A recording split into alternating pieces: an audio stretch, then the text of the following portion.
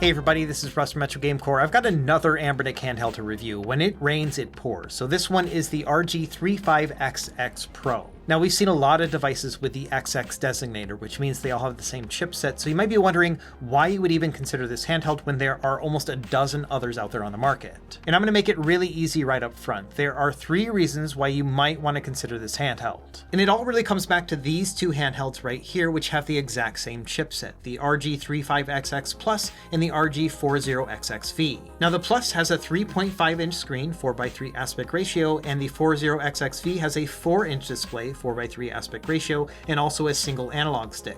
And the one we're reviewing today is kind of a mixture between the 2. It has the same 3.5-inch screen as the Plus, but then also has dual analog sticks. Other than that, it's exactly the same, other than it also has a down-firing speaker compared to the others, which are front-firing. And so the first factor is whether or not you want something that's not quite as big as the 40XXV, but maybe more closer to the 35XX Plus, but then also with dual analog sticks. So that's the first reason why you might want to think about picking this one up. Now there's also another handheld on the market that's very similar. It's this one here called the Battle XP G350. Now Anbernic says they didn't make this one, but holy smokes, they are almost identical between the 2. I mean, the shell is the same, the bottom firing speaker is the same, everything is almost identical. And so we're going to play along and pretend that this one is not an Anbernic handheld, but either way, these are very, very similar. The difference between the 2 is that this one has a different chipset on it, which is actually really still good for the price, but it doesn't have Wi-Fi, HDMI, or Bluetooth. Meanwhile, the one we're reviewing today does have HDMI and Bluetooth and Wi-Fi. So if you liked the look of the G350, but you wanted to have those features, then this would be the second reason to consider the RG35XX Pro. And then finally, the third reason to maybe be interested in this handheld is the price. It's only going to be $50 MSRP, and you will see a lot of sales coming in the future. So it's going to be $45 and even $40 in the future. So this one is about $15 more expensive than the one that had fewer features on it. So if that's worth $15 to get HDMI and Bluetooth and also Wi-Fi, then yeah, that might be worth it. It could also potentially be cheaper than the other 2 devices we were talking about before, because the MSRP for these is about $10 more. So, you know, depending on sales and whatnot, you might be able to find this one for cheaper as well. So the RG35XX Pro that we're reviewing today is basically a full-on in-betweener handheld, where it's going to have the analog sticks that you can't find on the Plus, it's going to have some of the features you can't find on the G350, and it's also going to be more pocketable than the 40XXV. Whether or not all of those things line up for you is going to be a matter of personal preference and taste, but let's go ahead and dive into the review and see whether or not this is going to be a good fit. Okay, let's get started with these specs, and this is going to be of no surprise if you've ever seen any other XX handheld from Anbernic. It has the all-winner H700 CPU, which means that it's going to be able to play up through PS1 really well, and then some other systems like Nintendo 64 and Dreamcast will also be pretty good. It comes with 1GB of RAM and doesn't have any internal storage, but it has 2 microSD card slots. That's where you're going to have the operating system and the games. The display is a standard 3.5-inch 480p panel with a 4:3 aspect ratio, and it is LCD, not OLED. And the battery size is 3200 milliamp hours, which will give you an average of about 6 hours of gameplay depending on what you are playing. As far as additional features, we got the Wi-Fi and Bluetooth we were talking about before, as well as HDMI out. These devices all run Linux as well, and we have multiple custom operating system options. I'll talk about a couple in this video. Let's do a really quick unboxing, and as a quick disclaimer, this was sent over from Anbernic, but like with all my videos, no money was exchanged in any way. All opinions are my own, and they're not going to see this video ahead of time. There are also 3 different color options. I have the white and transparent TL2 tests, so there's also a black model, but unfortunately I don't have that one.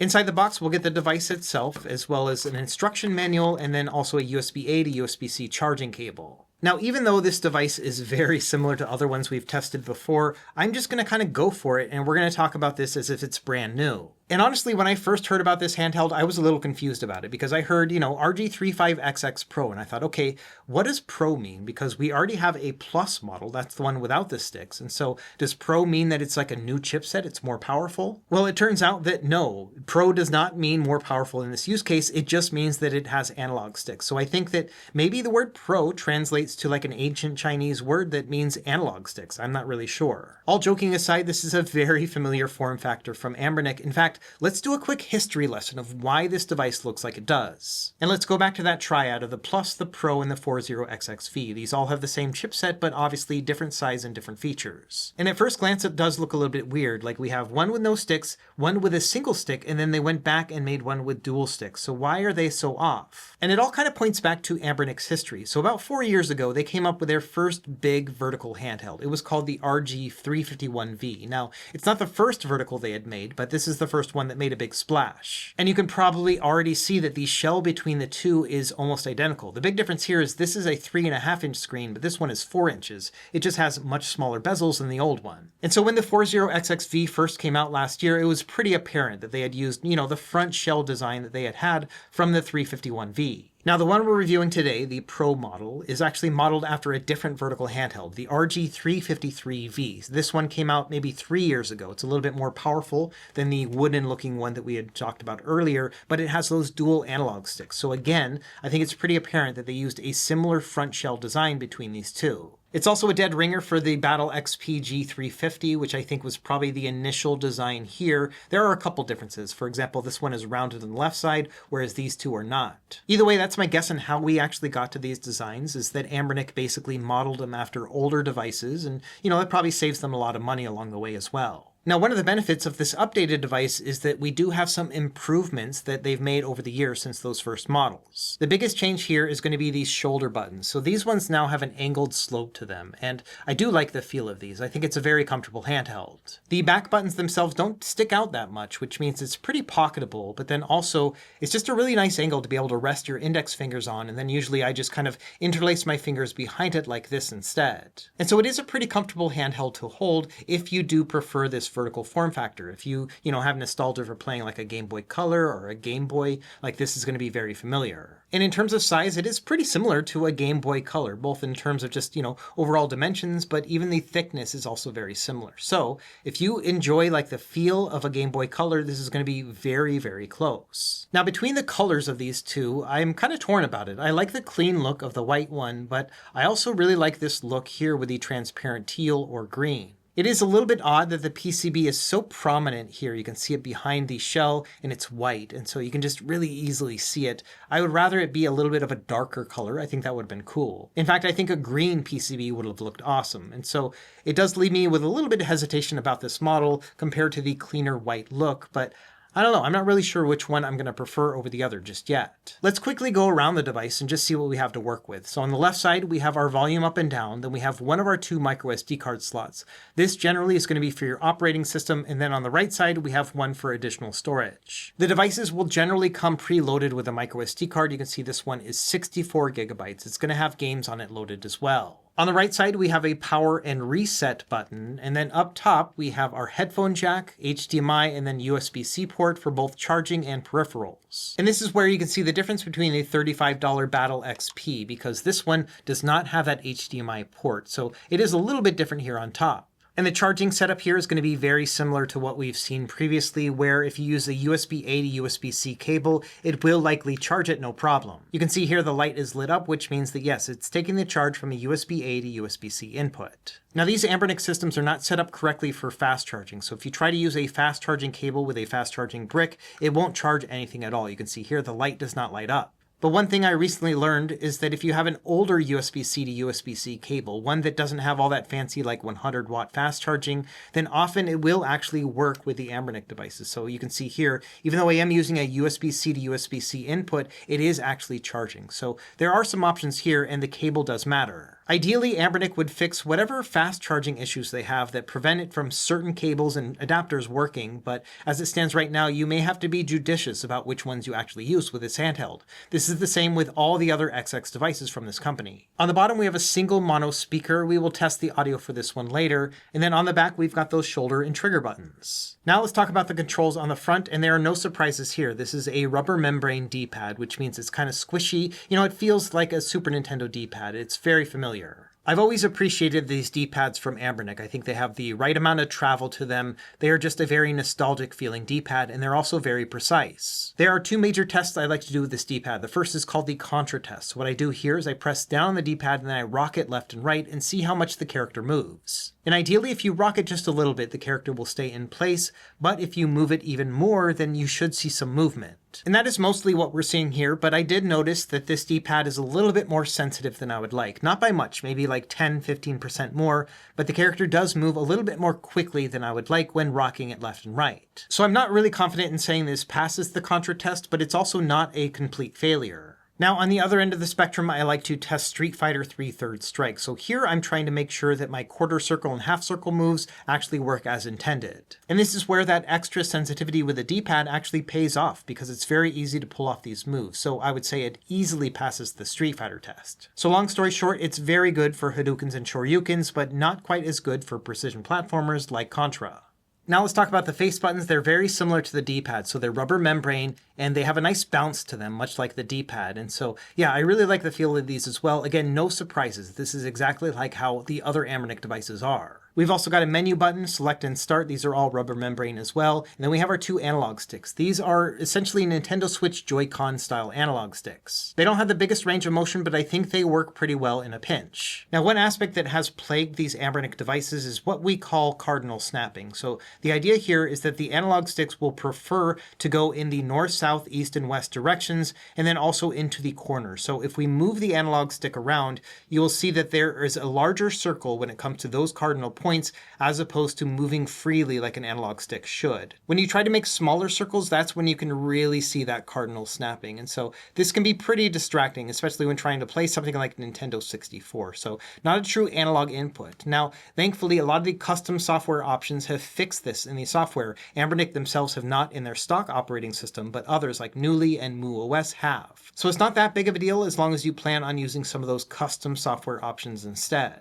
Now, the position of these analog sticks can be a little bit odd if you're going to be playing dual analog games. There are not many that you can play on this system, but a couple PS1 games, things like that. It may be a little bit awkward to use it like this while still trying to use the buttons. So not an ideal setup when it comes to ergonomics with these dual analog sticks. Now, with a single analog stick, it's just fine. You just kind of move your thumb down and then play like this. So it's great for things like arcade games. I have no problems with it. On the back, we have these shoulder and trigger buttons. We talked about these already, but they are relatively clicky. You can see they're kind of hollow in the case, so they are more audible than the other buttons, but otherwise easy to press down on. Let's talk a little bit more about pocketability and ergonomics. I think that from a pocketability standpoint, this is right on the cusp of something that I would consider to be pocketable. Now, as I'm making this video, it is summertime in the Northern Hemisphere. I also live in Hawaii, so I wear shorts all the time. And when it comes to shorts pockets, yeah, I think it's an easy fit right here. No problem whatsoever with considering this to be pocketable. It's really going to come down to the types of pockets you have. If you wear tight pants, then no, this isn't going to be pocketable, but for everything else, it should be okay. The analog sticks do protrude from the shell a little bit, so they might stick on like your pocket liner as you're pulling them out, but that's really going to be my only concern here. Otherwise, I think it is relatively pocketable and easy to get around.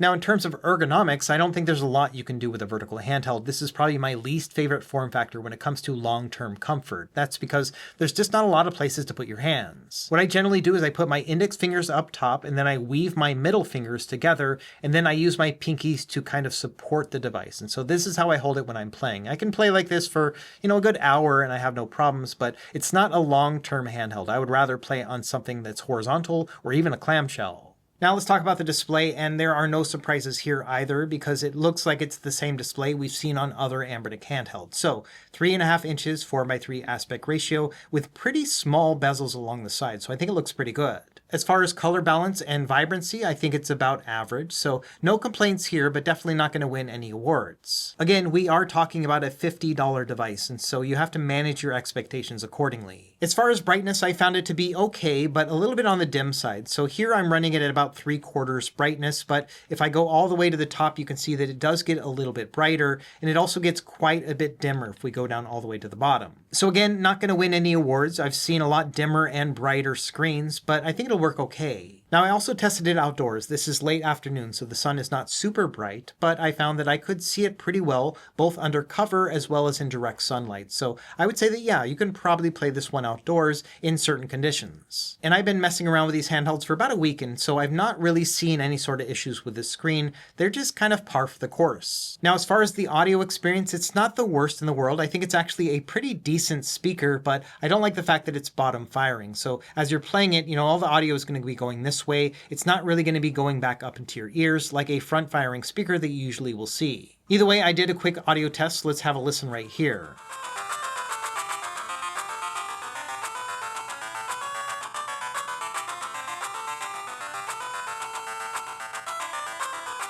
My two main takeaways are that it's not quite as loud as I've seen with other handhelds, and then also, it's bottom firing, and so it's not going to be that clear and crisp of a profile. Okay, now let's talk about the software experience. We'll start with the stock operating system and then talk about some of our other options. So this one is the one that comes with the device. It comes with a 64 gigabyte card. It's going to be loaded up with games, and it's very easy to get in and out of. So I recommend just going into the RA games section and then find whatever system you want to play, say for example Super Nintendo, and then you can navigate through here and then find your games to play. Like with a lot of the more modern Anbernic devices, this one will not come with certain IPs, so you won't find things like Mario and Pokemon and even Sonic games on this device. Now, once you're in a game, depending on the system you're playing, you might see some bezels on it. I will show you how to get rid of these if you would like. The other thing to bear in mind is when exiting a game, you're going to press the menu button and start at the same time. So you just press those two. It's going to exit out of the game and then take you back to the menu. And that's basically how you get in and out of your games. I think this stock operating system works well enough. We've got a couple hiccups like the cardinal snapping, but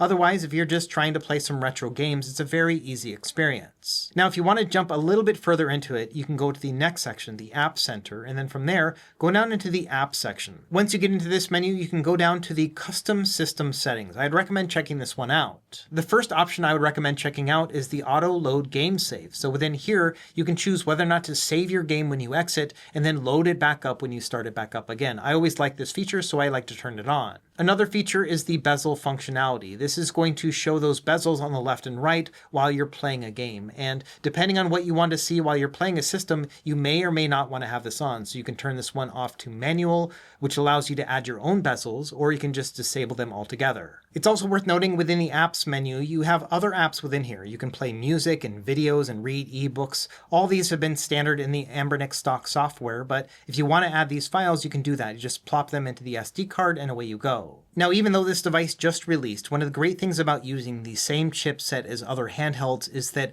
a lot of the work has already been done for custom firmware. So for example, this one here is called Newly. It is a fork of Batocera, and it runs just fine on this device. And that's because they've already worked out the issues and bugs with the other devices from Anbernic that have the 3.5-inch screen, and then also have dual analog sticks and have the same chipset. This version is currently in a testing phase, but I expect that we'll see a public release for it soon. And so right out of the box, it's pretty awesome that we have custom firmware options. This is going to do things like fix the cardinal snapping that we saw with the analog sticks, but then also have a variety of extra systems that are not supported on the stock OS, including things like Portmaster. This will allow you to play over 1,000 different PC ports, which is pretty awesome. Another operating system that will likely work with this in the near future is called MooOS or Mustard OS that also works with the other Anbernic devices. I just haven't seen an alpha release for that one just yet, but I am sure it is on its way. Either way, I think it's worth considering trying out some of these custom operating system options if you pick up a device like this. I've got instructional videos for both Newly and MooOS. I will leave them linked down below. Personally, I think I'm going to be sticking with Newly for the time being just because I like how beautiful this is compared to the stock operating system. The navigation between the systems looks really cool, and then also as you go through I can do things like scrape box art using the Wi-Fi, and then it'll also show videos and stuff like that too. So things that you can't really see with the stock operating system. So I'm going to stick with Newly for now. Okay, I think that's enough information for you to know what to expect with the RG35XX Pro, so let's quickly wrap up and talk about what I like and don't like about this handheld. Like with most of this video, I don't think you're going to find a lot of surprises here. The number one thing here is I think that it has decent controls. Anbernic has slowly been improving their controls over time, and so I think this all just kind of comes together really nicely. We've got a good D-pad, good face buttons, everything else just kind of comes together. I do appreciate that it has these added sticks. They're not something that it really gets in the way when I'm playing with the D-pad, but it is nice to see that they're there if I need them. I also think it's a pretty compact size considering everything that we're getting here in this package. We've got a pretty good decent chipset, a good size screen, we've got analog sticks, D-pad, face buttons, shoulder buttons, and it all fits in a pocket. So I don't really have a lot to complain about there. It all comes together at a decent price as well, $50 or less to be able to play thousands of games. So I like that factor. When it comes down to it, it's just a really tried and true experience. I mean, Anbernic has been making handhelds like this for many years now, and so this one is just kind of a walk through the park. There are a couple things that I could complain about. Number one are the cardinal snapping when it comes to these analog sticks. Now, that is fixed if you don't use the stock operating system. So if you move over to Newly or MuleOS, that's an easy fix there. The charging challenges are also very similar to what we've seen with other XX devices, but it is something worth mentioning because I do hope they fix this in the future. It's now been, 10 or 11 devices they've released with this line with the exact same charging problems. And then finally, for anybody who's deeply entrenched in the retro handheld scene, this is not anything special at all. I mean, we've seen all these components before in handhelds very similar to it at similar price points. When it really comes down to it, this is a handheld that's more geared towards newcomers, people who just want to try out a new handheld, and this is the latest one that came out, and it's decent. And putting it all together, I feel like this is a safe bet handheld for both the company as well as the customer. If you think about it, Anbernic used the same shell, same screen, same chipset, all the same functionality we've seen before, but at a bargain price. I think $50 is pretty great MSRP for this thing. It's also a very safe bet for a customer, especially somebody who's brand new into this stuff, because for $50 you're getting something that's really well refined over years and years of different iterations. So the RG35XX Pro is not an exciting handheld, but I think it is still a very easy recommendation. If you're trying to get a vertical handheld and you want something that has two analog sticks, then this one might be the best thing that you can get around the $50 price point. There are other good options out there. We've got the 35XX if you don't need sticks, or we have the 40XXV if you want to have a larger screen. So it's not the only kid on the block, but I would still say it's a pretty decent pickup. So at the end of the day, if you have other retro handhelds, especially with a vertical form factor, you probably do not need the RG35XX Pro. But if you're a newcomer, or maybe you're looking to pick up some handhelds to give away as gifts, then I could see this one being a pretty viable option. Let me know what you think in the comments down below. It's certainly not an exciting handheld, but it does everything pretty well, and I can't complain about that. As always, thank you for watching. Be sure to like and subscribe if you found this helpful, and we will see you next time. Happy gaming.